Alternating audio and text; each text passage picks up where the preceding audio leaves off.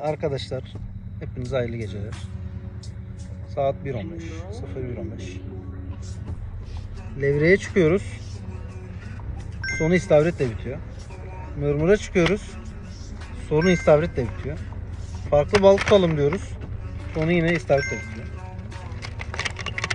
Biz istavrit tutmayı çok seviyoruz. Yemeği de çok seviyoruz ama bu denizler kısır denizler.